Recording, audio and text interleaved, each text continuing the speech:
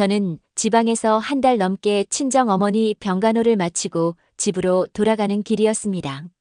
기차에서 창밖을 바라보며 마음이 복잡했어요. 어머니의 건강은 다행히 회복되셨지만 한 달 동안 집을 비운 동안 남편이 어떻게 지냈을지 걱정이 앞섰거든요. 역에 내려서 택시를 기다리는데 누군가 제 이름을 부르는 소리가 들렸습니다. 뒤돌아보니 남편 회사의 장 과장이었어요. 그분은 저를 알아보고 반가워하시며 다가왔죠. 아, 선생님 오랜만입니다. 부장님 댁 가시는 길이시죠? 네, 안녕하세요. 어머니 병간호하러 갔다가 이제 집에 가는 길이에요. 아, 그러셨군요. 수고 많으셨습니다.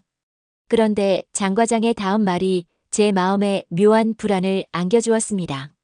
그런데 부장님 요즘 얼굴이 많이 수척해 보이던데 괜찮으실까요? 혹시 어디 편찮으신 건 아니시죠? 순간 가슴이 철렁했어요. 남편이 아픈 건 아닌지, 제가 집을 비운 사이 무슨 일이 있었던 건 아닌지 걱정이 밀려왔죠. 아니에요. 특별히 아픈 곳은 없는데요. 제가 집을 오래 비워서 그런가 봐요. 아, 그럴 수도 있겠네요. 그래도 건강 챙기시라고 전해주세요. 이야기 시작 전에 무료로 할 수 있는 구독과 좋아요를 눌러주시면 제게 큰 힘이 됩니다. 집에 도착해서 현관문을 열고 들어서는데 집안이 너무 조용했습니다. 남편은 아직 퇴근하기 전이었지만 뭔가 어색한 분위기가 느껴졌어요. 거실에 놓인 신문지가 며칠치가 쌓여 있었고 싱크대에는 설거지가 제대로 안 된 그릇들이 널려 있었죠. 저녁 무렵 남편이 퇴근해서 들어왔습니다. 한 달 만에 보는 남편의 얼굴은 정말 장 과장 말씀처럼 수척해 보였어요. 볼이 들어가고 눈가에 다크서클이 짙게 깔려 있었죠. 여보, 고생했어.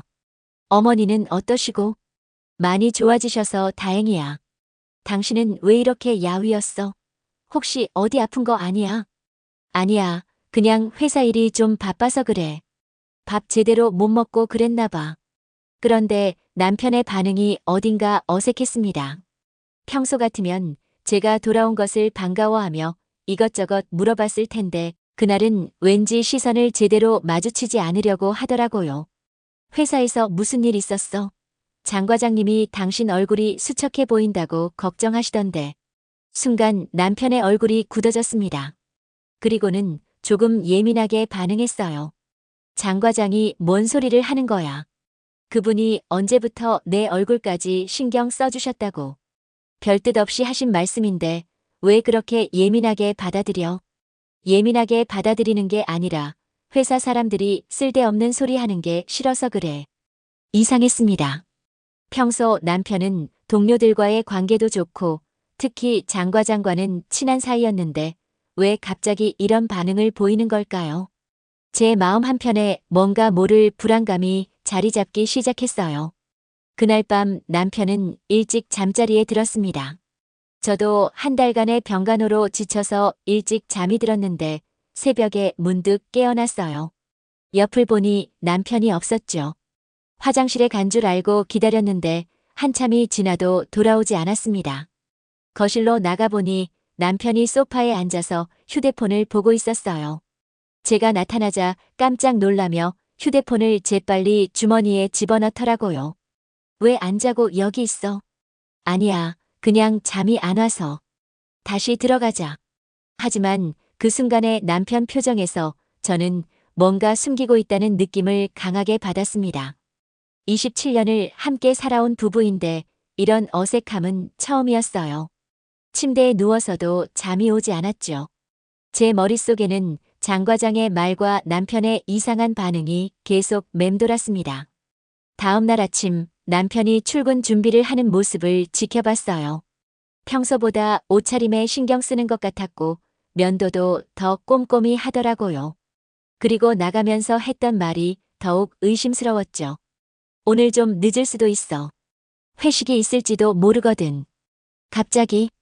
응, 급하게 잡힌 거야. 하지만 남편의 목소리에는 확신이 없었습니다. 마치 거짓말을 하는 것 같은 떨림이 있었어요. 현관문이 닫히고 나서도 한참 동안 그 자리에 서 있었죠. 제 가슴 속에서는 뭔가 잘못되고 있다는 직감이 점점 강해지고 있었습니다. 며칠 후 오랜만에 대학 동창들과의 모임이 있었습니다. 저는 한 달간 집을 비웠던 터라 친구들을 만나는 것이 반가웠어요. 특히 제일 친한 친구인 미선이와 오랜만에 대화할 생각에 마음이 설렜죠. 카페에 도착하니 이미 몇 명의 친구들이 와서 기다리고 있었습니다. 미선이도 그중 한 명이었고요. 오랜만에 보는 친구들과 인사를 나누며 앉았는데 미선이가 유독 제 얼굴을 자세히 살펴보더라고요. 은정아, 너 좀 피곤해 보인다. 어머니 병간호 때문에 고생했나 봐. 응, 좀 그래. 한 달 넘게 병원에 있다 보니까 몸이 좀 힘들더라.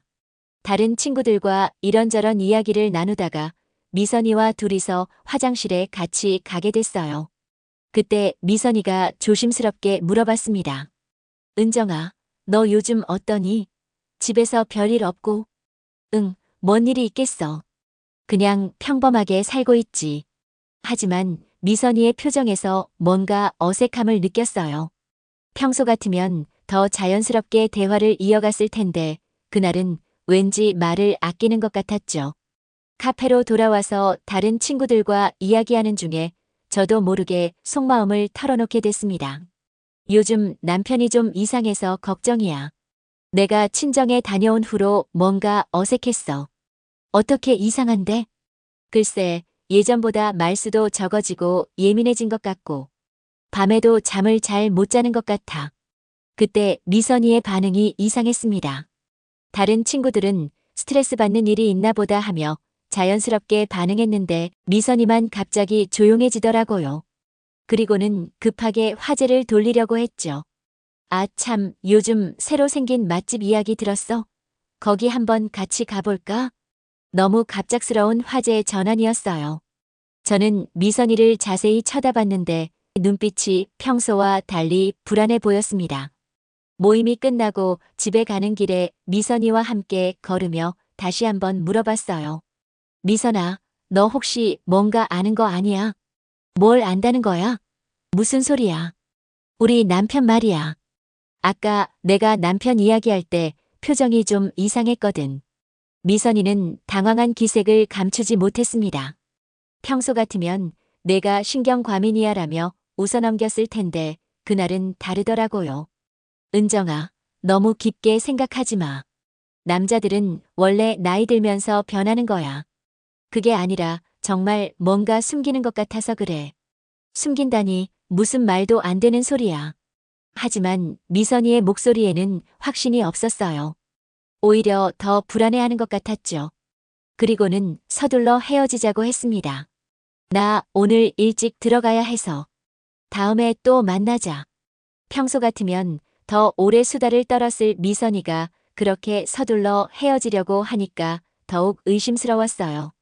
집에 돌아와서도 미선이의 반응이 계속 머릿속을 맴돌았습니다. 27년 지기 친구인데 제가 힘들어할 때 저런 식으로 반응할 리가 없거든요. 분명히 뭔가 알고 있는 것 같았어요. 그날 밤 남편이 또 늦게 들어왔습니다. 회식이 있다고 했는데 술 냄새는 나지 않았어요. 그것도 이상했죠. 회식 어땠어? 응, 그냥 그저 그랬어. 술은 많이 안 마셨네. 아니야, 차로 왔으니까 못 마셨지. 하지만 남편의 대답이 뭔가 어색했습니다.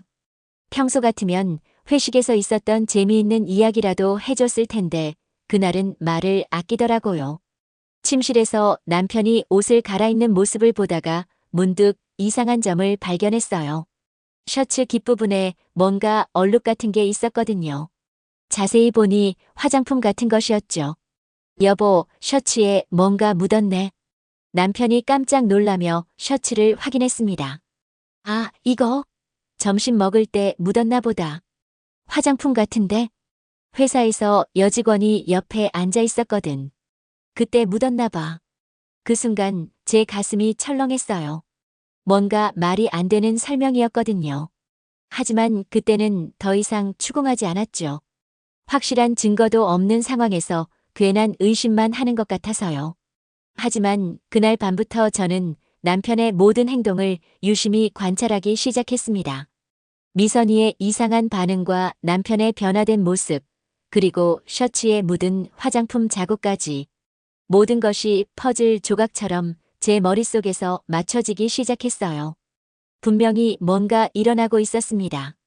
그리고 제가 모르는 사이에 제 주변 사람들이 그 일에 대해 알고 있는 것 같았죠. 이런 상황이 계속되면서 저는 점점 불안해졌습니다. 며칠이 지나도 남편의 이상한 행동은 계속됐습니다. 평소보다 일찍 출근하고 늦게 들어오는 날이 많아졌어요. 그리고 집에 있을 때도 휴대폰을 손에서 놓지 않았죠. 어느 날 저녁 남편이 샤워를 하러 들어간 사이 빨래를 정리하고 있었습니다.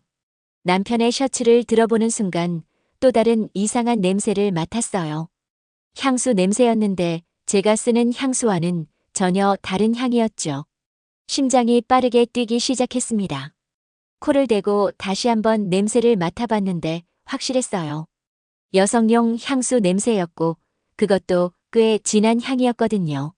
남편이 샤워를 마치고 나왔을 때 저는 최대한 평정심을 유지하며 물어봤습니다. 여보, 이 셔츠에서 향수 냄새가 나는데? 남편이 잠깐 당황하는 기색을 보이더니 대수롭지 않다는 듯 답했어요. 아, 그거? 오늘 회의할 때 옆에 앉은 여직원 때문일 거야.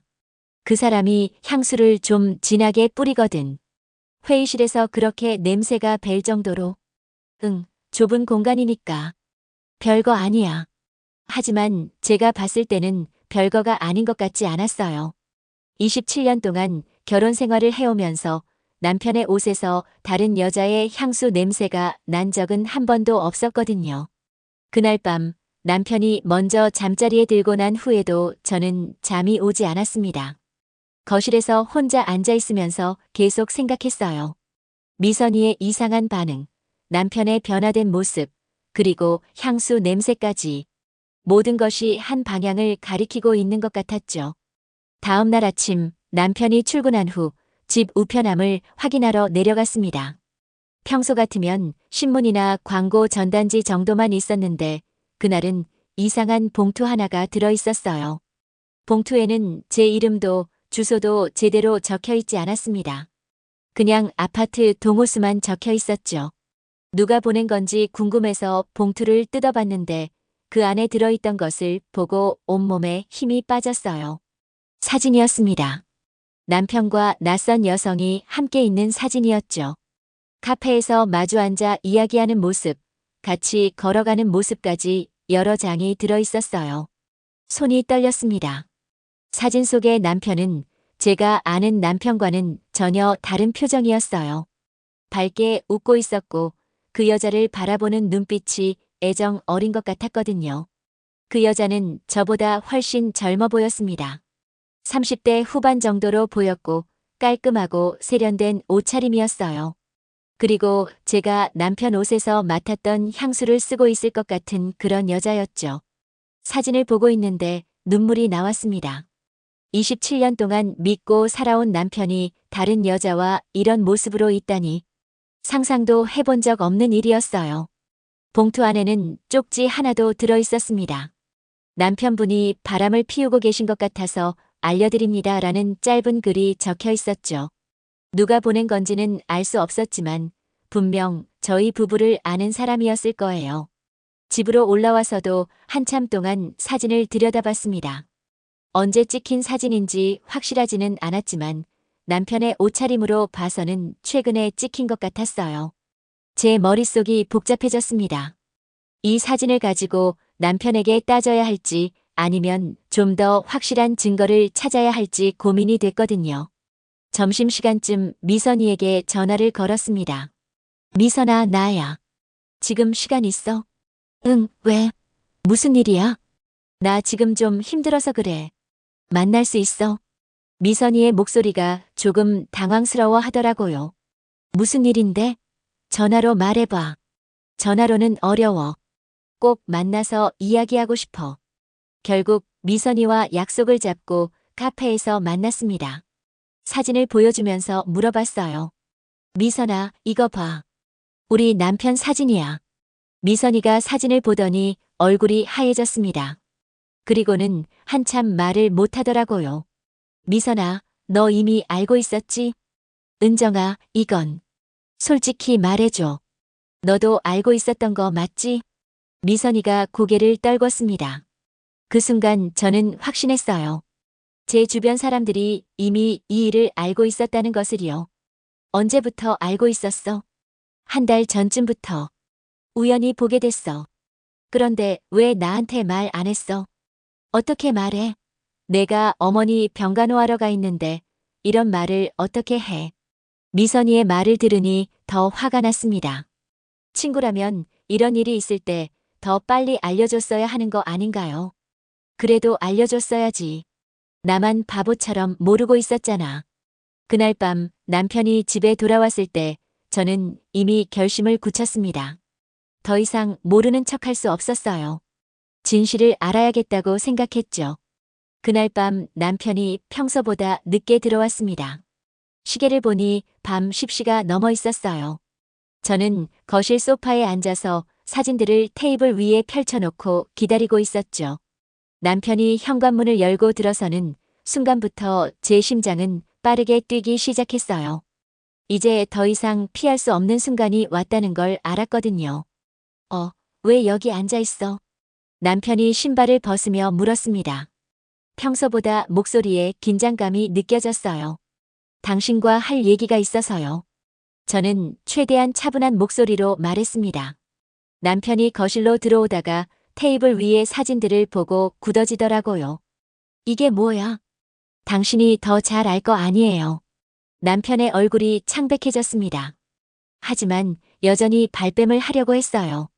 이게 대체 뭔 사진이야? 누가 이런 걸 보냈어? 그게 중요한 게 아니잖아. 이 사진이 당신 맞는지 아닌지가 중요한 거잖아. 이건 오해야. 그냥 회사 동료랑 27년을 함께 살았는데 나한테 거짓말하지 마. 제 목소리가 점점 높아졌어요. 참고 있던 화가 터져 나오기 시작했죠. 당신이 요즘 얼마나 이상했는지 알아? 향수 냄새, 늦은 귀가, 이상한 행동들. 다 이 여자 때문이었던 거지. 남편이 소파에 주저앉으며 머리를 감싸 쥐었습니다. 은정아, 정말 오해야. 그냥 회사 일로 만난 거라고. 오해라고요? 이 사진 좀 보세요. 당신 표정이 그냥 회사 동료 만나는 표정 같아? 사진을 하나씩 들어올리며 따져 물었어요. 카페에서 마주보고 웃고 있는 사진, 나란히 걸어가는 사진까지. 이 여자가 누구야? 회사 동료라면 이름이라도 말해봐. 남편이 한참 동안 말을 못하더니 결국 고백했습니다. 미안해. 정말 미안해. 그 한마디에 제가 그동안 쌓아왔던 모든 것들이 무너지는 느낌이었어요. 눈물이 쏟아졌죠. 언제부터였어? 2달 정도 됐어. 2달이나? 그럼 내가 어머니 병간호하러 가기 전부터? 응. 더 이상 들을 수가 없었습니다. 제가 어머니 간병으로 힘들어하고 있을 때 남편은 다른 여자와 그런 시간을 보내고 있었던 거예요. 어떻게 그럴 수 있어요? 27년을 함께 살았는데, 우리 딸까지 있는데, 정말 미안해. 그냥 그렇게 된 거야. 그냥 그렇게 됐다고? 그게 변명이야? 저는 화가 나서 소리를 질렀습니다. 남편도 화를 내기 시작했어요. 그럼 어떡하라고 그래? 이미 일어난 일인데. 어떡하냐고? 당신이 잘못한 걸 어떡하냐고 묻는 거야? 그 순간 남편의 말이 저를 더욱 화나게 만들었어요. 나도 힘들었어. 너는 맨날 친정일로 바쁘고 집에서도 대화다운 대화도 안 하고. 그게 바람 피울 이유가 돼? 이유가 아니라. 그냥 그 사람이 나를 이해해줬어. 더 이상 듣고 있을 수가 없었습니다. 27년간의 결혼 생활이 한순간에 무너져 내리는 기분이었어요. 나는 당신을 믿고 살았어. 한 번도 의심해 본 적 없이. 그런데 당신은 그런 나를 바보로 만들었어. 눈물이 멈추지 않았습니다. 남편도 울고 있었지만 저는 그마저도 용서할 수 없었어요. 이 일은 여기서 끝나지 않을 거야. 나한테도 자존심이 있거든. 은정아, 제발 진정하고 이야기하자. 진정하라고? 당신이 나를 이렇게 배신해놓고 진정하라고 해. 저는 사진들을 챙겨서 침실로 들어갔습니다. 그날 밤 남편은 거실에서 잤어요. 저도 한숨도 잘 수 없었죠. 새벽까지 울면서 생각했습니다. 어떻게 해야 할지, 이 상황을 어떻게 정리해야 할지. 27년간의 결혼 생활이 이렇게 끝나는 건지 막막했어요. 다음 날 아침 남편이 출근하기 전에 저에게 다가왔습니다. 은정아, 어제는 내가 너무 흥분해서 말을 잘못했어. 미안해. 이제 와서 미안하다고 해서 뭐가 달라져? 그 사람과는 정리할게. 그러니까 우리 다시. 안 돼. 이미 늦었어. 저는 친정집에 가겠다고 선언했습니다. 더 이상 이 집에서 남편과 같이 있을 수 없었거든요. 당분간 친정에 있을 거야. 생각할 시간이 필요해. 은정아, 제발. 더 이상 말하지 마. 지금은 아무 말도 듣고 싶지 않아. 짐을 싸서 친정으로 향하는 길에 제 마음은 복잡했습니다. 화가 나기도 하고 슬프기도 했지만 한편으로는 이제야 진실을 알게 됐다는 안도감도 있었어요. 더 이상 의심하며 살지 않아도 되니까요. 친정에 도착해서 어머니께 사정을 말씀드렸습니다. 어머니는 많이 속상해하시면서도 저를 위로해 주셨어요. 딸아, 너무 속상해하지 마라. 이런 일은 내 잘못이 아니야. 하지만 저는 자책감에 시달렸습니다. 제가 좀 더 남편에게 관심을 가졌다면, 좀 더 대화를 많이 했다면 이런 일이 일어나지 않았을까 하는 생각이 들었거든요. 그날 저녁 남편에게서 문자가 왔습니다. 미안하다, 용서해달라, 다시 시작하자는 내용이었어요. 하지만 저는 답장을 하지 않았습니다. 아직 마음의 정리가 안 됐거든요. 며칠 후 집 근처를 지나다가 우연히 장 과장을 만났습니다. 그분이 저를 보고 걱정스러운 표정을 지으시더라고요. 어머, 안녕하세요. 요즘 어떻게 지내세요? 네, 안녕하세요. 부장님 일로 많이 힘드시죠?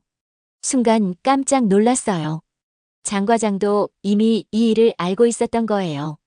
네, 좀 그렇네요.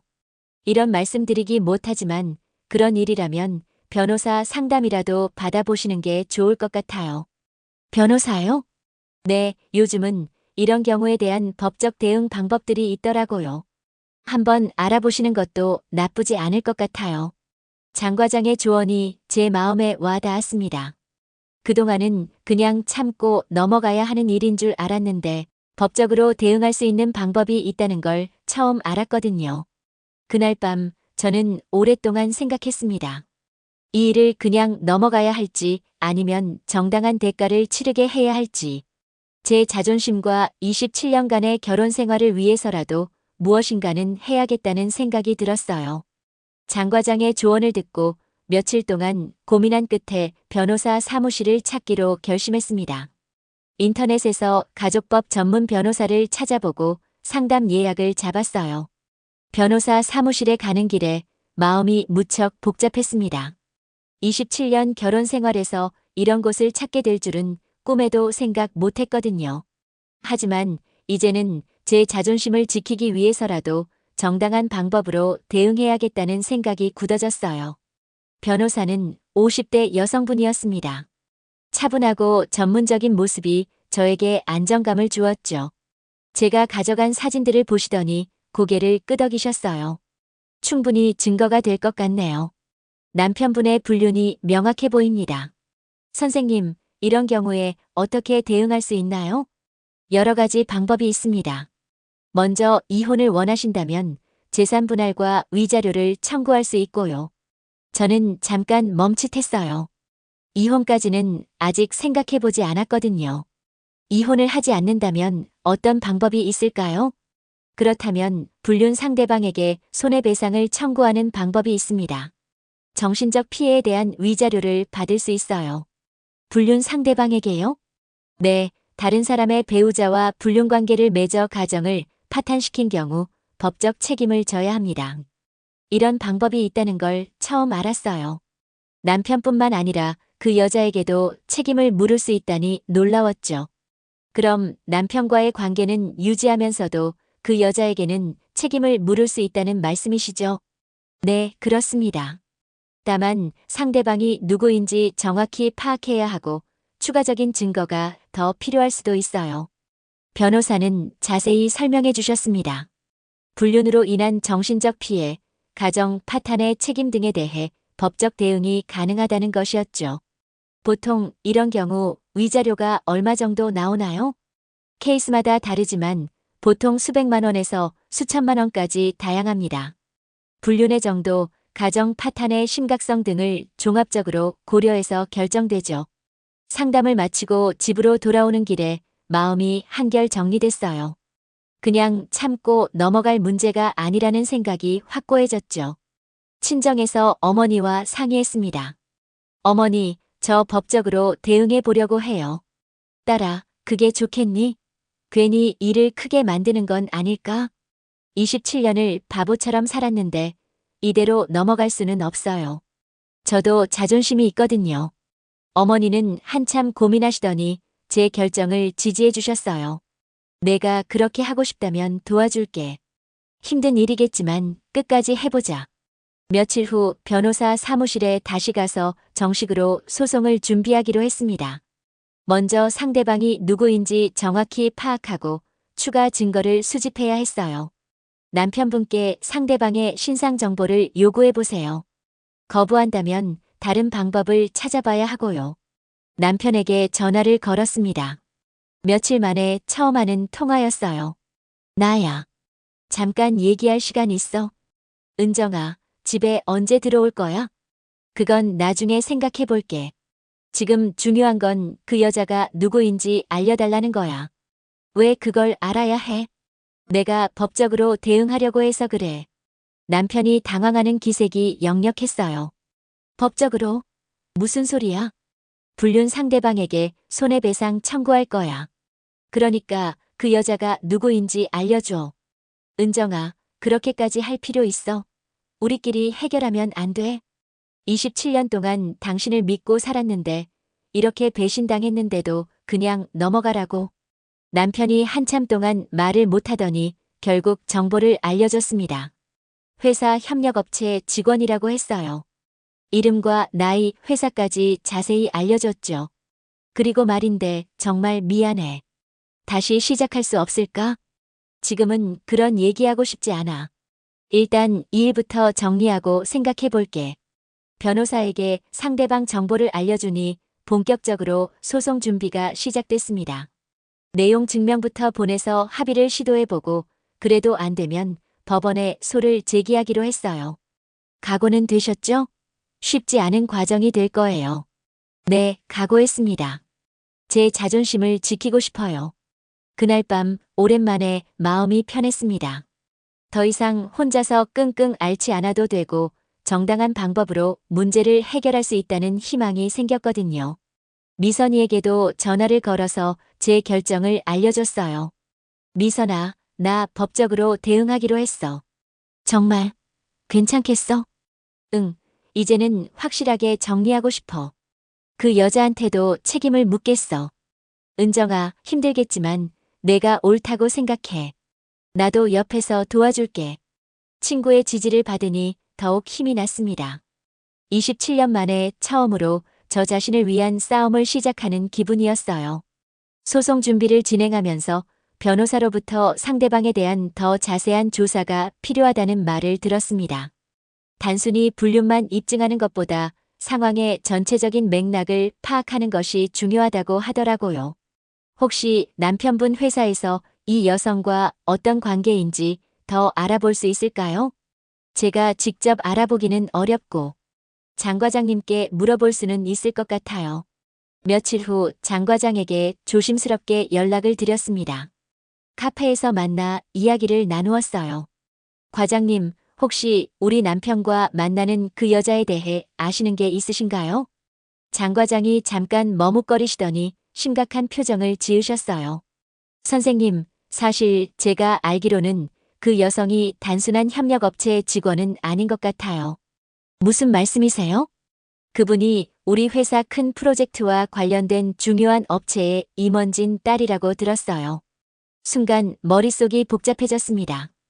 단순한 불륜이 아니라 뭔가 더 복잡한 상황인 것 같았어요. 그럼 우리 남편이 일부러 그 여자에게 접근한 건가요? 아니요. 제가 보기에는 오히려 반대인 것 같아요. 그 여성 쪽에서 부장님에게 접근한 것 같더라고요. 왜요? 장 과장이 한숨을 쉬시며 설명해 주셨습니다. 사실 부장님이 담당하시는 프로젝트가 회사 입장에서는 매우 중요한 건이거든요. 성공하면 승진이 확실하고 실패하면 책임을 져야 하는 그런 프로젝트예요. 점점 상황이 복잡해지고 있었어요. 그 여성의 회사가 바로 그 프로젝트의 핵심 협력 업체라고 들었습니다. 그래서 부장님이 어쩔 수 없이 뭐요? 그쪽에서 요구하는 것들을 거절하기 어려운 상황이었던 것 같아요. 충격이었습니다. 남편이 단순히 바람을 핀 게 아니라 회사에서의 입지와 프로젝트 성공을 위해 이용당한 것일 수도 있다는 생각이 들었거든요. 그럼 그 여자가 우리 남편을 이용한 거예요? 정확한 건 모르지만 그럴 가능성이 높아 보여요. 사실 회사에서도 이 문제를 알고 있는 사람들이 있어요. 다른 사람들도 알고 있다고요? 네, 그래서 부장님이 더 힘들어 하셨던 것 같아요. 진퇴양난 상황이었던 거죠. 집에 돌아와서 이 새로운 정보를 어떻게 받아들여야 할지 고민했습니다. 남편이 피해자일 수도 있다는 생각이 드니까 마음이 더 복잡해졌어요. 변호사에게 이 내용을 전달했더니 흥미로워 하시더라고요. 이거 단순한 불륜 사건이 아니네요. 업무상 강요의 성격이 있을 수 있어요. 그럼 어떻게 되는 거예요? 상황이 바뀌었네요. 남편분도 피해자일 가능성이 있고 오히려 그 여성 쪽이 가해자일 수도 있어요. 며칠 후 추가 조사를 통해 더 충격적인 사실을 알게 됐습니다. 그 여자가 남편뿐만 아니라 다른 남자들과도 비슷한 관계를 맺어왔다는 거예요. 그리고 그들로부터 회사 기밀이나 프로젝트 정보를 빼내고 있었던 것 같았죠.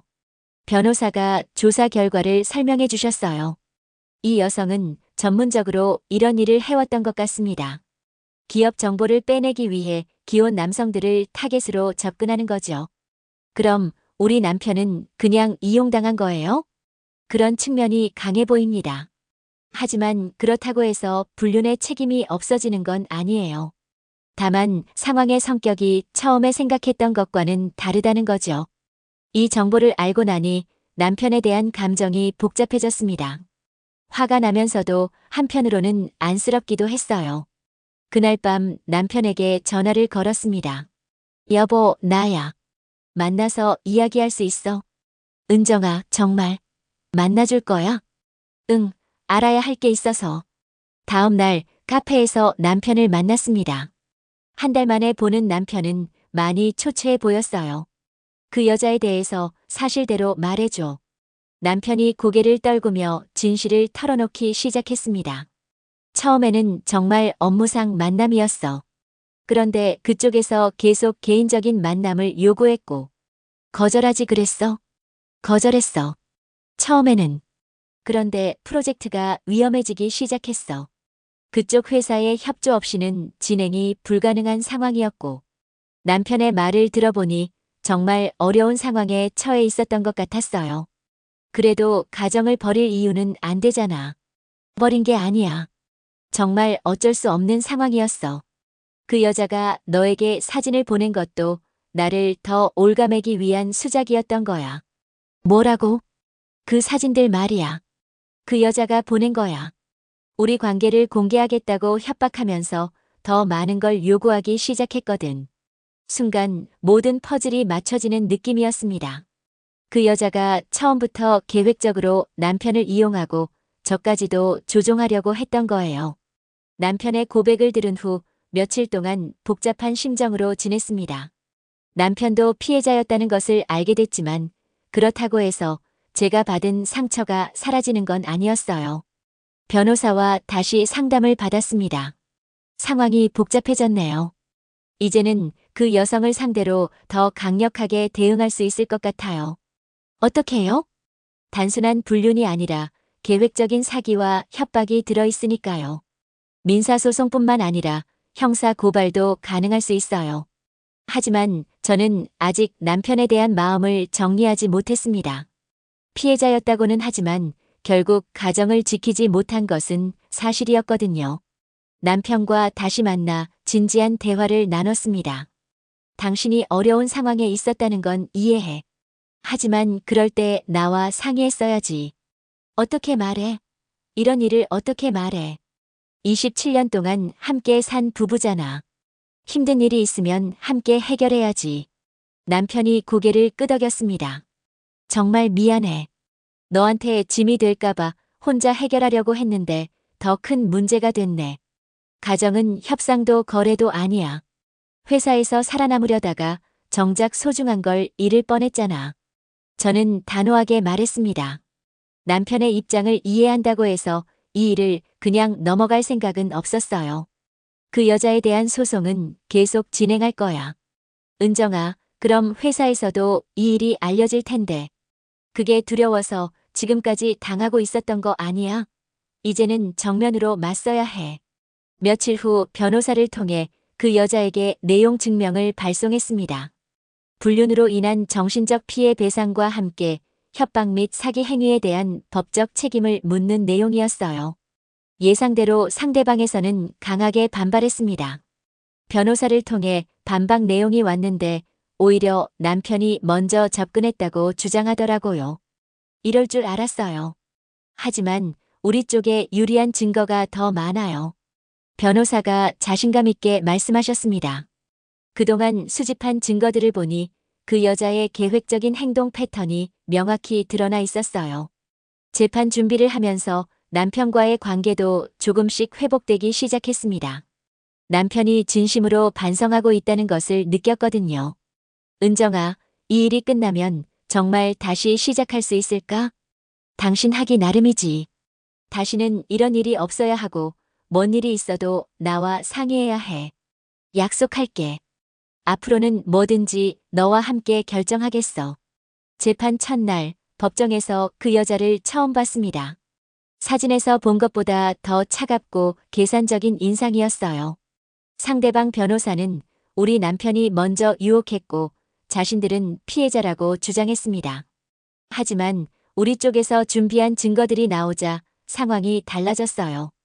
그 여자가 다른 남자들과도 비슷한 관계를 맺었던 기록들, 회사 정보를 빼내려고 했던 정황들이 모두 드러났거든요. 피고는 계획적으로 기혼 남성들에게 접근하여 불륜 관계를 맺고 이를 통해 회사 기밀을 빼내는 일을 해왔습니다. 우리 변호사의 주장이 설득력 있게 받아들여지는 것 같았어요. 재판이 진행되면서 그 여자의 실체가 점점 드러났습니다. 단순한 불륜이 아니라 조직적으로 이런 일을 해온 전문가였던 거예요. 이제야 진실이 밝혀지는군요.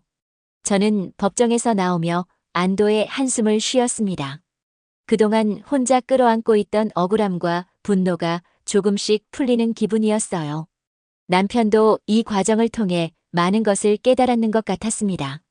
은정아, 정말 고마워. 내가 이렇게 싸워주지 않았다면 나는 계속 당하고만 있었을 거야. 이건 나를 위한 싸움이기도 했어. 우리 가정을 지키기 위한 거였고. 재판은 여러 차례 계속됐습니다. 그 과정에서 그 여자의 다른 피해자들도 나타나기 시작했어요. 저와 비슷한 처지의 부인들이었죠. 우리가 먼저 용기를 낸 덕분에 다른 피해자들도 목소리를 낼 수 있게 됐네요. 변호사가 말씀하셨습니다.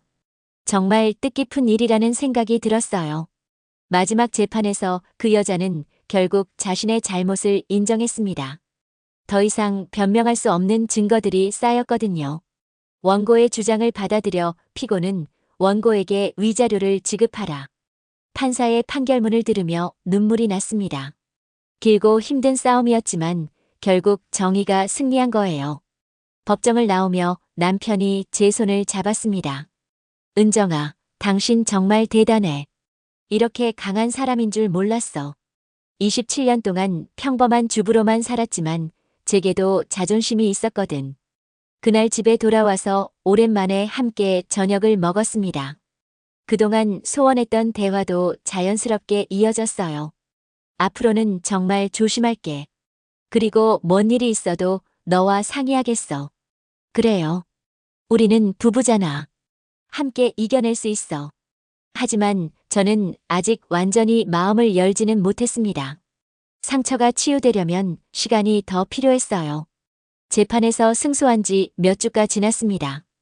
법원에서 인정받은 위자료도 받았고 그 여자는 다른 피해자들에 대한 추가 소송도 안고 있어서 더 이상 이런 일을 할 수 없게 됐어요. 남편은 회사에서도 이 일이 알려지면서 처음에는 걱정을 많이 했습니다. 하지만 오히려 회사에서는 남편을 피해자로 보고 지지해 주더라고요. 부장님이 용기 있게 대응해 주신 덕분에 우리 회사도 그런 위험에서 벗어날 수 있었습니다. 장 과장이 말씀해 주셨어요. 남편의 프로젝트도 정상적으로 진행될 수 있게 됐죠. 저는 이 일을 겪으면서 많은 것을 배웠습니다. 가장 큰 깨달음은 자신을 지키는 것의 중요성이었어요. 27년 동안 나는 너무 순진하게 살았구나. 거울을 보며 혼잣말을 했습니다. 하지만 이제는 달랐어요. 누군가 저를 이용하려고 하거나 제 가정을 위협한다면 가만히 당하고 있지 않을 자신이 있었거든요. 미선이도 자주 만나서 이야기를 나누게 됐습니다. 은정아, 너 정말 멋있어. 나는 그런 상황이 됐으면 그냥 참았을 텐데. 참으면 안 되더라고. 잘못한 사람이 대가를 치르게 해야 해. 이번 일로 너 많이 강해진 것 같아. 정말 그런 것 같았어요. 예전에 저라면 이런 일이 일어났을 때 그냥 혼자서 끙끙 앓았을 텐데 이번에는 정면으로 맞서 싸웠거든요. 남편과의 관계도 점점 회복되고 있었습니다. 처음에는 어색했지만 시간이 지나면서 예전보다 더 진솔한 대화를 나누게 됐어요. 은정아, 이번 일로 깨달은 게 많아. 가정이 얼마나 소중한지, 너가 얼마나 대단한 사람인지. 당신도 이제 알겠지? 가정은 지켜야 하는 거야. 당연하게 여기면 안 되는 거고. 그래, 정말 미안했어. 앞으로는 절대 이런 일 없을 거야. 어느 날 저녁 산책을 나가면서 남편과 이런 대화를 나눴습니다. 여보, 그 여자 같은 사람들이 또 있을까? 있을 거야. 세상에는 나쁜 사람들이 많으니까. 그럼 어떻게 대처해야 할까? 우선 서로를 믿고 소통하는 게 중요한 것 같아. 그리고 뭔가 이상하다 싶으면 바로 이야기하고. 그날 밤 오랜만에 마음 편히 잠들 수 있었습니다. 그동안 가슴속에 있던 응어리가 풀린 기분이었어요. 며칠 후 변호사 사무실에서 마지막 정산을 받으며 변호사와 이야기를 나눴습니다. 이런 사건들이 요즘 많이 늘고 있어요. 선생님처럼 용기 있게 대응하는 분들이 많아져야 해요. 다른 피해자분들은 어떻게 됐나요? 다들 좋은 결과를 얻고 있어요. 선생님이 먼저 용기를 내주신 덕분이죠. 집에 돌아와서 거울을 보니 얼굴이 많이 밝아져 있었어요. 몇 달 전에 불안하고 초조했던 모습과는 완전히 달랐죠. 타인의 고통 위에 세운 관계는 결국 무너진다. 제가 이번 일을 겪으며 얻은 가장 큰 교훈이었습니다. 그 여자는 다른 사람들의 가정을 파괴하면서 자신의 이익을 추구했지만 결국 모든 것을 잃게 됐거든요. 진실은 언젠가 드러나고 상처는 치유될 수 있다. 이것도 깨달은 점 중 하나였어요. 처음에는 절망적이라고 생각했던 상황도 용기를 내고 정면으로 맞서니 해결할 수 있었죠. 어느 화창한 봄날 혼자서 동네를 걸으며 생각했습니다. 54세의 나이에 이런 큰 시련을 겪게 될 줄은 몰랐지만 이 일을 통해 저 자신에 대해 많이 알게 됐어요. 나도 할 수 있구나. 평생 모범적인 아내, 엄마로만 살아왔는데 이제는 저 자신을 지킬 줄 아는 강한 여자가 된 기분이었습니다. 카페에서 커피를 마시며 창밖을 바라봤습니다. 사람들이 분주하게 오가는 모습을 보니 각자 나름의 고민과 아픔을 안고 살아가고 있다는 생각이 들었어요. 하지만 포기하지 않으면 이겨낼 수 있어. 제가 이번 경험을 통해 얻은 가장 소중한 것은 자신감이었습니다. 어떤 어려운 상황이 와도 굴복하지 않고 맞설 수 있다는 확신이 생겼거든요. 집에 돌아가는 길에 남편에게서 문자가 왔습니다. 오늘 일찍 들어갈게. 저녁 같이 하자. 예전 같으면 당연하게 여겼을 이런 작은 배려도 이제는 고맙게 느껴졌어요. 현관문을 열고 들어서니 집안이 따뜻하게 느껴졌습니다. 27년을 함께 살아온 이 공간에서 새로운 시작을 하게 된 거죠. 거울 앞에 서서 미소를 지어봤습니다. 이제는 당당했어요. 누구에게도 휘둘리지 않을 자신감으로 가득했죠. 새로운 은정이로 다시 시작하자. 그렇게 저의 새로운 인생이 시작됐습니다. 더 이상 예전에 순진하고 착한 아내가 아니라 자신을 지킬 줄 아는 강한 여성으로 말이에요.